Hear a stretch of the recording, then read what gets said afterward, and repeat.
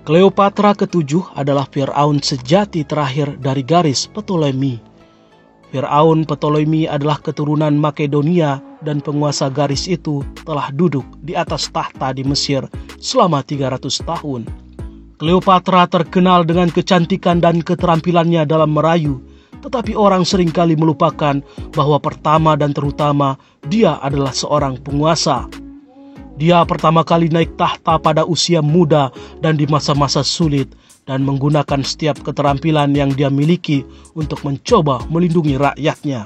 Salah satu keterampilan itu adalah menumbuhkan perhatian dan dukungan dari orang-orang kuat. Kleopatra lahir pada tahun 70 atau 69 sebelum Masehi. Menurut sejarah putri Ptolemy ke-7 dan istrinya dan mungkin saudara tiri. Ketika Kleopatra berusia 18 tahun, ayahnya meninggal dan tahta turun ke Kleopatra. Karena wanita tidak bisa memerintah sendirian di Mesir, dia menikahi saudara laki-lakinya yang berusia 10 tahun, Ptolemy ke-8, untuk menjadi pemimpin bersamanya. Tidak lama setelah pemerintahan mereka dimulai, penasihat Ptolemy ke-8 bertindak melawannya dan dia melarikan diri ke Suriah pada 49 sebelum Masehi. Dia menghabiskan 1 tahun di Suriah, membesarkan tentara-tentara bayaran, kemudian kembali ke Mesir untuk menantang pasukan kakaknya di tepi timur negara itu. Inilah saatnya Julius Caesar memasuki kehidupan Kleopatra. Ketika Kaisar berbaris di Roma untuk menghadapi pasukan Pompei selama perang saudara besar Romawi. Pompei melarikan diri ke Yunani tetapi dikalahkan di sana oleh pasukan Kaisar dalam pertempuran Pharsalus pada 48 sebelum Masehi. Pompei berhasil melarikan diri dari pertempuran dan pergi ke Mesir berharap mendapat dukungan. Namun berita tentang pertempuran telah menyebar di depannya dan orang-orang Mesir yang menganggap kekalahannya sebagai tanda bahwa para dewa lebih menyukai Kaisar daripada dia segera membunuhnya. Kaisar mengejar Pompei ke Mesir dan saat tiba dihadiahkan kepala Pompei. Kaisar mengumumkan kemarahannya dan fokus kemarahan adalah Ptolemy ke-8, wakil penguasa Kleopatra.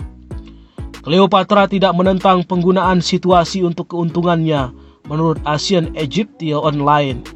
Apakah itu garis keturunannya sebagai keturunan Alexander Agung atau personanya Kleopatra dan Kaisar segera menjadi sepasang kekasih dalam waktu singkat? Kaisar mundur dari posisinya di sekitar kematian Pompei dan Kleopatra diangkat kembali sebagai co-ruler dengan Ptolemy ke-8. Ptolemy tidak senang dengan hal ini dan perkelahian pun terjadi yang akhirnya kalah dari pasukan Ptolemy. Ptolemy ke-8 tenggelam selama pertempuran, meninggalkan Kleopatra hidup dan hamil dengan anak Kaisar. Kaisar menetapkan adik laki-lakinya, Ptolemy ke-14, sebagai wakilnya dan kemudian menikahinya sendiri dengan cara Mesir. Tidak lama setelah itu Kaisar kembali ke Roma. Kleopatra tidak terlalu populer di Alexandria dan mengandalkan legiun Romawi untuk perlindungannya. Setelah sekitar 1 tahun, dia dan putranya Caesarion meninggalkan Mesir untuk pergi ke Roma.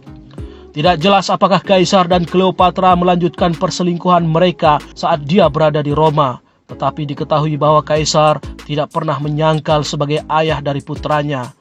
Dari semua anak Kaisar, Caesarion adalah putra satu-satunya. Ketika Kaisar dibunuh, Kleopatra dan Caesarion kembali ke Mesir. Caesarion diangkat menjadi wakil penguasa Kleopatra pada tahun 44 sebelum Masehi setelah kematian rekan penguasa atau saudara laki-laki atau suaminya Ptolemy ke-14. Ada desas-desus bahwa Kleopatra telah meracuni saudara laki-lakinya sehingga dia dapat menempatkan Caesarion di atas tahta.